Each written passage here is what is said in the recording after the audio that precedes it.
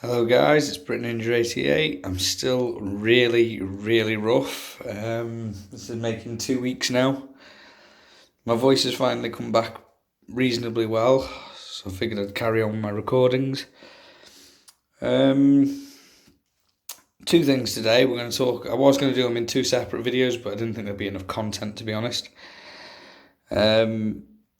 Is going to be don't overdo it and first aid supplies or emergency kit. So firstly, quickly and very briefly, never overdo it. If you think you're overdoing it or you're starting to hurt yourself, you've got to be able to call it quits. You've got to be able to just fess up and go, yeah, okay, I've overdone it for myself, and just stop.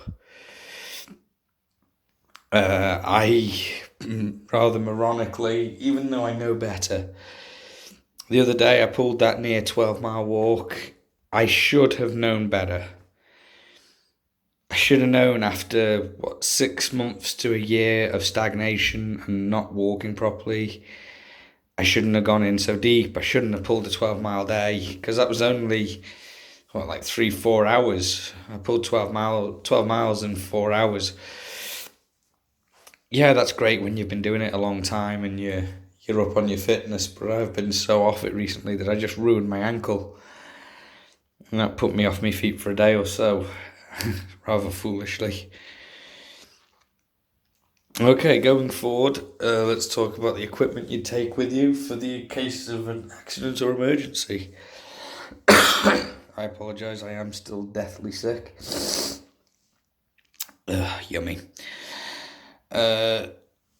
Top of the list, I've always carried one. This one's been out of the packet now for maybe a year, but I still carry it. It's folded up. You know those little space blankets? They weigh nothing. They are brilliant. You can put it on under your coat, just as an extra layer. If you do get soaked wet through, it will help you retain your heat. It's a no-brainer to carry one of them. Especially if they're in the packet, they can slide down in with your back protector. They can go anywhere on your pack. They're so light, so efficient. Very good to have. This is the first time I've had one of these specifically. I've always wanted one, and I finally got one. I mean, there are, it's $2.99. It's fuck all. But these bags are basically lifesavers, because you can just throw yourself, your pack, your stuff, everything in there with you. Get the end closed up a little bit, but not too much, because obviously you've got to breathe. They're waterproof. They retain your heat. Amazing, and it's just a bag. It's just a bag, like a large bin bag. Throw yourself in the trash. Now, I wish I'd pre-unzip this. Okay, we're going in one take. We're not pausing. We're not stopping. This is just a £6 first aid kit I bought, and I flushed out with a little extra something. So, firstly, my always carry items. We have got Jimmeline, or as I like to call it, liquid plaster.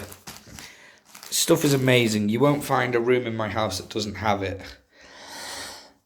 In fact, I know for a fact there's a tube in the cupboard, there's a tube in the living room drawer, there is a tube on my desk, and there's a tube in my son's room for whenever he needs it for accidents and things.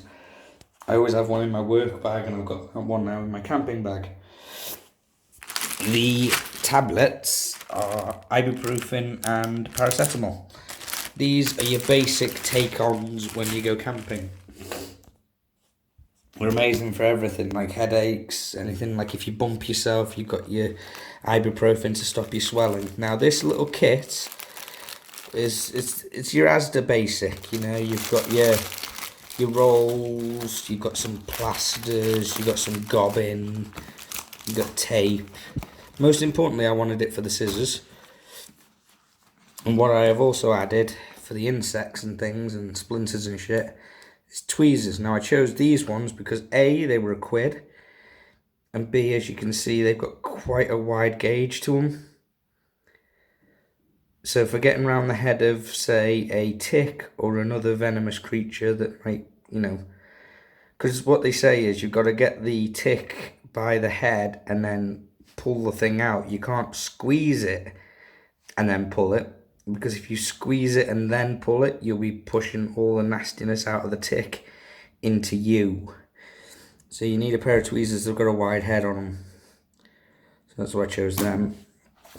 In this section here is just all your wipes and your plasters and additional bits of kit, you know.